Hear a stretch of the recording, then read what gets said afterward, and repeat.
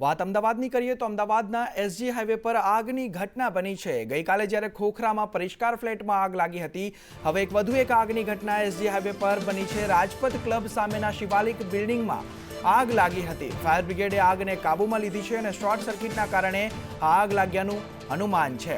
વધુ માહિતી સાથે સંવાદદાતા કશ્યપ જોડાઈ ચૂક્યા છે। જી કશ્યપ, શું છે વધુ માહિતી? એસજી હાઈવે રાજપથ ક્લબની સામે આવેલા શિવાલિક બિઝનેસ સેન્ટરમાં આગનો એક બનાવ બન્યો હતો। આ અંગે ફાયર વિભાગને જાણ કરવામાં આવી હતી। ફાયર વિભાગ દ્વારા 6 ગાડીઓ તાત્કાલિક સ્થળ ઉપર રવાના કરવામાં આવી હતી અને ફાયર વિભાગના ઓફિસરો દ્વારા આ આગ પર તાત્કાલિક કાબુ મેળવી લેવામાં આવ્યો હતો। સદનસીબે રાતનો સમય હોવાના કારણે કોઈ સ્ટાફ હાજર નહોતો અને અન્ય કોઈ લોકો પણ હાજર નહોતા અને તેના કારણે કોઈ જાનહાનિ થઈ નથી કે કોઈને રેસ્ક્યુ કરવાની પણ ફરજ પડી નથી। હાલ આગ પર કાબુ મેળવી લેવામાં આવ્યો છે। પ્રાથમિક માહિતી મુજબ શોર્ટ સર્કિટના કારણે આ આગ લાગી હોવાનું ફાયર વિભાગને પ્રાથમિક અનુમાન છે। જી સમગ્ર માહિતી બદલ આભાર કશ્યપ।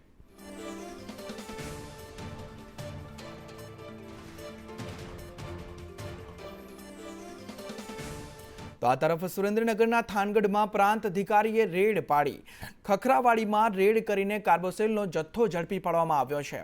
અનધિકૃત કાર્બોસેલ જેસીબી સહિતનો જથ્થો ઝડપવામાં આવ્યો છે। થાનગઢમાં પ્રાંત અધિકારીએ રેડ પાડીને આ સમગ્ર જથ્થો જપ્ત કર્યો છે, જ્યારે દરોડામાં 2 કરોડનો મુદ્દામાલ ઝડપી પાડવામાં આવ્યો છે। જી હા, આ સમગ્ર મુદ્દામાલ 2 કરોડનો છે તે પ્રાંત અધિકારી દ્વારા ઝડપી પાડવામાં આવ્યો છે અને મોટા પ્રમાણમાં કાર્બોસેલનો જથ્થો પ્રાંત અધિકારી દ્વારા ઝડપી પાડવામાં આવ્યો છે।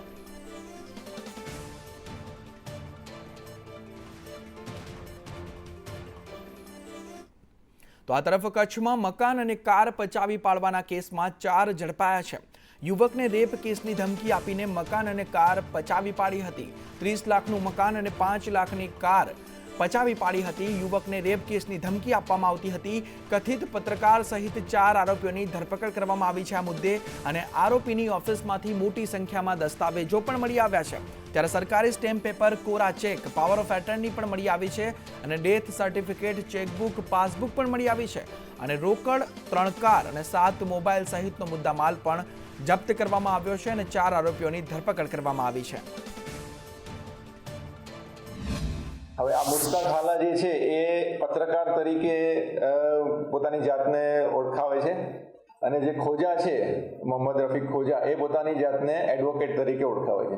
જુદા જુદા પ્રકારના આ કૌભાંડનો બહાર પાડતા જુદા જુદા પ્રકારના દસ્તાવેજી પુરાવા મળી આવે અને એમાં કોરા સ્ટેમ્પ પેપર, લોકોની સહીઓ કરાવેલા કોરા સ્ટેમ્પ પેપર, સાટા કરાર, લગભગ 44 જેટલા સાટા કરાર મળી આવ્યા। પછી પાવર ઓફ એટર્ની જે છે એ 36 જેટલી મળી આવી। જુદા જુદા સોગંદનામા 20 જેટલા મળી આવેલા છે। કોરા સ્ટેમ્પ પેપર એવા 46 કોરા સ્ટેમ્પ પેપર મળી આવેલા છે। તો કાળઝાળ ગરમી વચ્ચે ભાવનગર જિલ્લાના વાતાવરણમાં પલટો આવ્યો છે। પાલીતાણા સહિત સિહોરમાં કમોસમી વરસાદ વરસ્યો છે। વીજળીના કડાકા અને કરા સાથે આ કમોસમી વરસાદ વરસ્યો છે। ભાવનગર જિલ્લાના વાતાવરણમાં પલટો જોવા મળી રહ્યો છે। સોનગઢ, પાંચપીપળા, લીલાવાવમાં વરસાદ વરસ્યો છે, સાથે જ ચોંડા, સાંઢખાખરા સહિતના વિસ્તારોમાં પણ કમોસમી વરસાદ વરસ્યો છે અને આ કમોસમી વરસાદના કારણે વાતાવરણમાં પણ ઠંડક પ્રસરી છે અને કરા સાથે આ વરસાદ વરસ્યો હતો। ત્યારે ભાવનગર જિલ્લામાં વાતાવરણમાં પલટો આવ્યો છે। જ્યારે એક તરફ કાળઝાળ ગરમી અનેક સ્થળો પર પડી રહી છે અને ત્યારે ભાવનગર જિલ્લાથી આ વાતાવરણમાં પલટો આવ્યો છે અને એ પણ વીજળીના કડાકા ભડાકા સાથે અને કરા સાથે આ વરસાદ વરસ્યો છે। ત્યારે આ કમોસમી વરસાદથી વાતાવરણમાં ઠંડક પ્રસરી છે અને સાથે જ ભાવનગરમાં જે જિલ્લો છે તે આસપાસના જે નાના નાના ગામડાઓ છે ત્યાં પણ વરસાદ વરસ્યો છે, જેમાં સોનગઢ, પાંચપીપળા, લીલીવાવ, ચોંડા, સાંઢખાખરાનો પણ સમાવેશ થાય છે। આ તમામ ગામડાઓમાં કમોસમી વરસાદ વરસ્યો છે।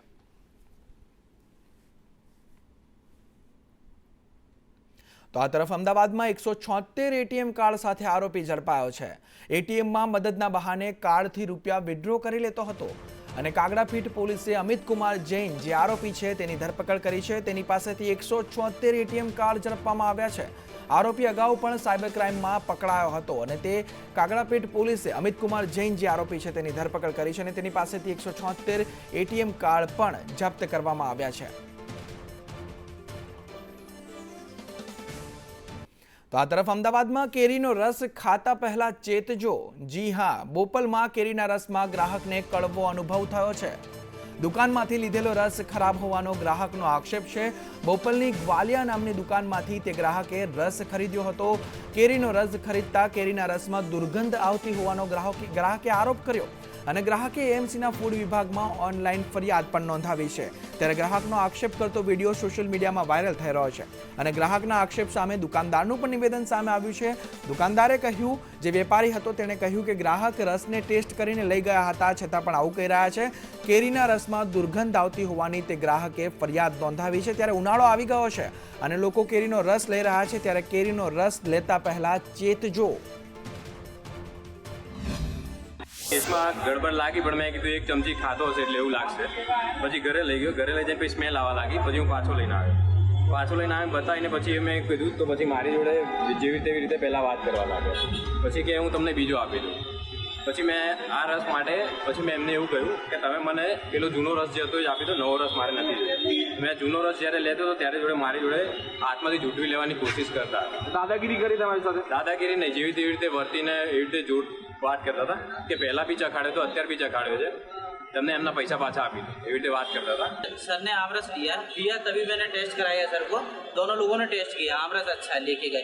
फिर ये वापस लेट के आए कि आमरस खराब है, नहीं अच्छा लग रहा है। दूसरा वाला टेस्ट कराया, बोला पैसा दे दो, तो मैंने इनको पैसा दे दिया। इनका आरोप है कि आपने बदतमीजी की उनके साथ। कौन सा चीज का सर? ये खींच लेने का प्रयास किया? नहीं, मैं वो कैमरा है, इन्होंने ही खींचा, मैंने कोई नहीं खींचा, वो उनके पास में।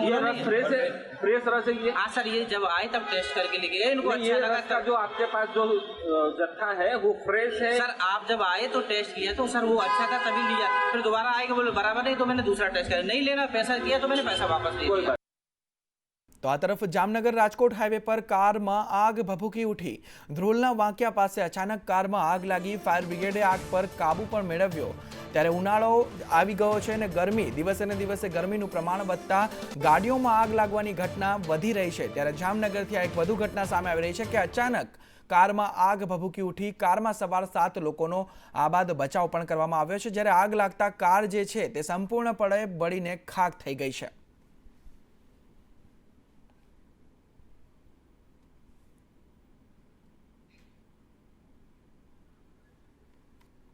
તો યુનિફોર્મ સિવિલ કોડને લઈ દિલ્હીમાં મહત્વની બેઠક યોજાઈ। ગુજરાત ભવનમાં યુસીસીને લઈ આ બેઠક મળી હતી। દિલ્હીમાં કમિટીના રંजना દેસાઈની આગેવાનીમાં આ બેઠક યોજાઈ।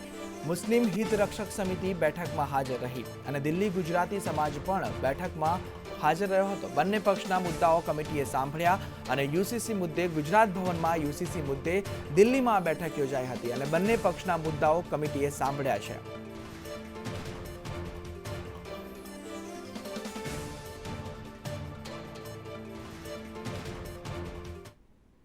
તો કૃષ્ણની કર્મભૂમિ એટલે દેવભૂમિ દ્વારકાથી 32 કિલોમીટર સમુદ્રની વચ્ચે આવેલા બેટ દ્વારકામાં હનુમાનજીનું પ્રખ્યાત મંદિર આવેલું છે। આ મંદિર ઓખાવાળા હનુમાન તરીકે વિશ્વ પ્રસિદ્ધ છે। 1100 પુરાણા આ મંદિરમાં ધામધૂમથી હનુમાન જયંતિ ઉજવવામાં આવી હતી। અહીં હનુમાનની સાથે સાથે તેના પુત્રની પણ પૂજા કરવામાં આવે છે। હનુમાન અને તેના પુત્રની મૂર્તિઓનું સ્થાપન કરાયું છે। મનોકામના પૂર્ણ કરવા અહીં ભક્તો સોપારી પણ મૂકી ભગવાન હનુમાનજીના આશીર્વાદ પણ મેળવે છે।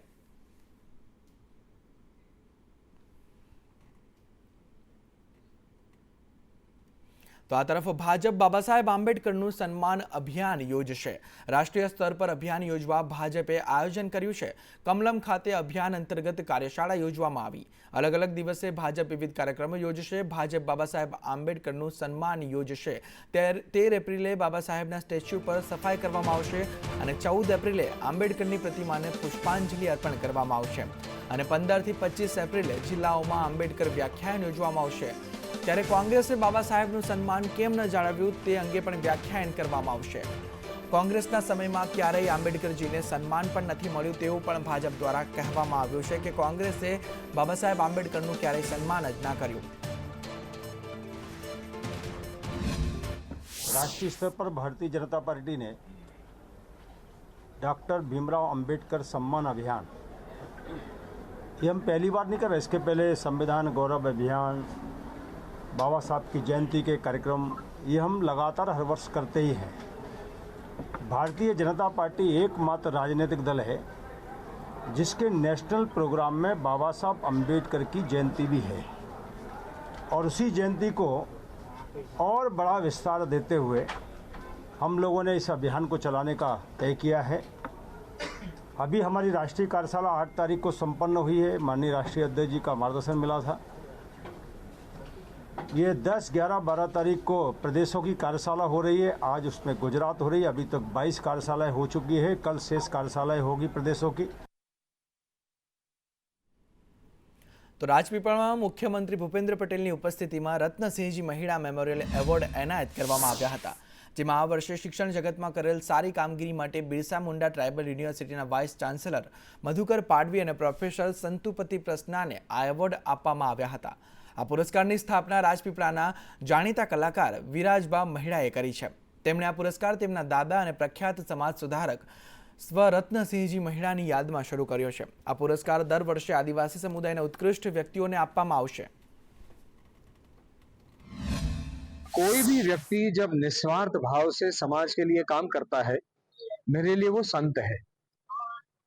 और महिड़ा साहब, स्वर्गीय रत्न सिंह महिड़ा साहब ने जो समाज में और संसार में तमस, अज्ञान का तमस, अंधकार दूर करने का काम किया है, ऐसे व्यक्ति मेरे लिए संत के 1957 થી જે મારા દાદા રત્નસિંહજી મહિડાએ ચળવળ ચાલુ કરી હતી, એને આજે મને એક દીકરી તરીકે અને મહિડા કુટુંબની સૌ વચલી દીકરી તરીકે એક સૌભાગ્ય પ્રાપ્ત થયું છે કે આ એક એવોર્ડને પ્રસ્થાપિત કરીએ।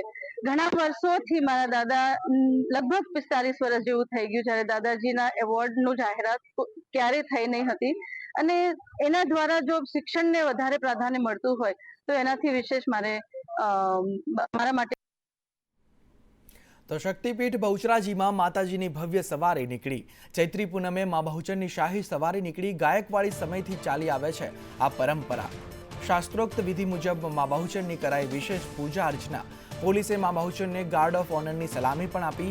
આજે ચૈત્રી પૂનમે માતાજીની શાહી સવારી શંખલપુર જશે।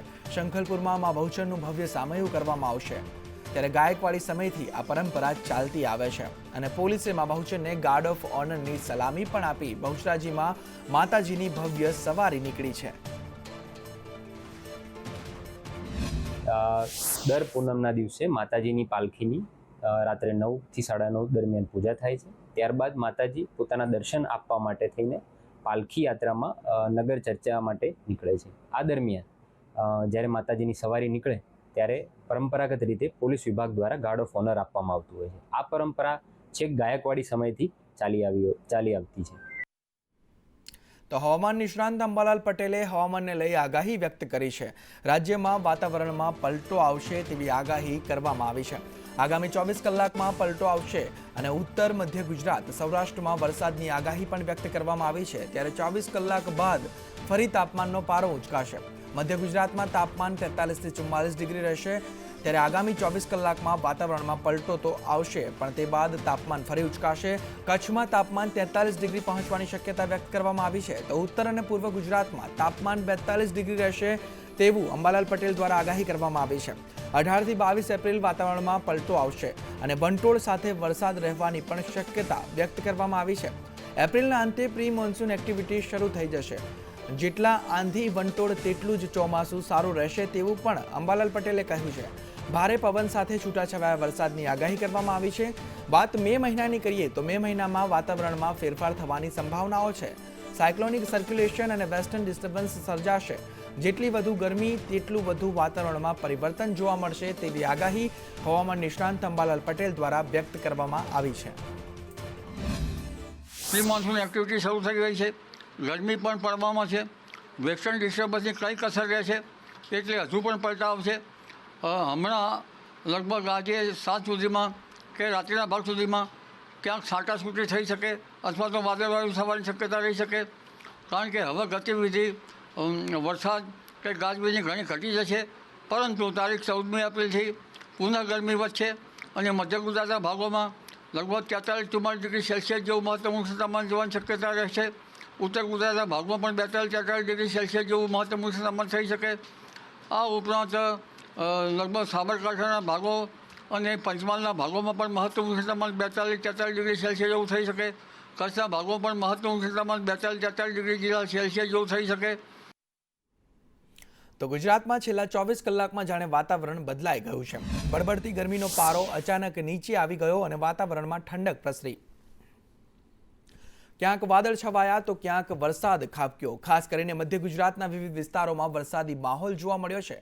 ગઈકાલે મોડી સાંજે ભાવનગર અને ભરૂચમાં વરસાદ ખાબક્યો તો આજે વહેલી સવારે મહીસાગર અને દાહોદમાં પણ વરસાદ વરસ્યો. તો છોટાઉદેપુરની વાત કરીએ તો છોટાઉદેપુરમાં પણ વહેલી સવારે વાદળછાયું વાતાવરણ અને વરસાદી છાંટા જોવા મળ્યા હતા. ભર ઉનાળે પડેલા વરસાદે ઠંડક તો કરી દીધી છે પણ સાથે જ ખેડૂતોની ચિંતા પણ વધારી દીધી છે. ત્યારે ભાવનગર, ભરૂચ, મહીસાગર, દાહોદ અને છોટાઉદેપુરના આપ દ્રશ્યો જોઈ શકો છો કે ભર ઉનાળે વરસાદી માહોલ સર્જાયો છે અને ખેડૂતોની ચિંતામાં આ કમોસમી વરસાદે વધારો કર્યો છે. તો કચ્છના આડેસરમાંથી ગેરકાયદે દબાણો હટાવવામાં આવ્યા છે. સરકારી જમીન પરનું ગેરકાયદે બાંધકામ તોડી પાડવામાં આવ્યું છે. આરોપી હારૂન હિંગુરજાએ બનાવી દીધી હતી હોટેલ. જે ગેરકાયદે હોટેલ બનાવી હતી તેને બુલડોઝર ફેરવીને તોડી પાડવામાં આવી છે. સૂચનાથી કાર્યવાહી કરાઈ છે. પોલીસ બંદોબસ્ત સાથે આ હોટેલને તોડી પાડવામાં આવી છે. પોલીસ બંદોબસ્ત વચ્ચે હોટલ સહારા, જે હોટલનું નામ સહારા હતું, તે ગેરકાયદે બાંધવામાં આવી હતી. અગાઉ પણ નોટિસ આપવામાં આવી હતી, છતાં પણ કોઈ કાર્યવાહી ન કરાતા પોલીસે કાર્યવાહી હાથ ધરી અને બુલડોઝર ફેરવીને આ હોટેલને તોડી પાડવામાં આવી છે.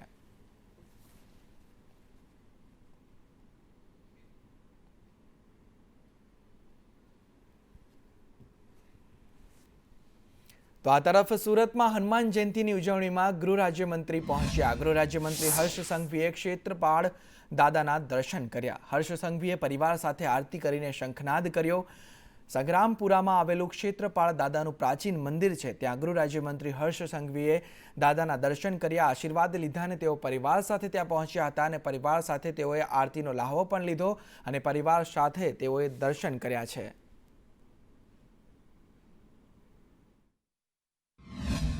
સૌ નાગરિકોને હનુમાન જયંતીની ખૂબ ખૂબ શુભકામનાઓ.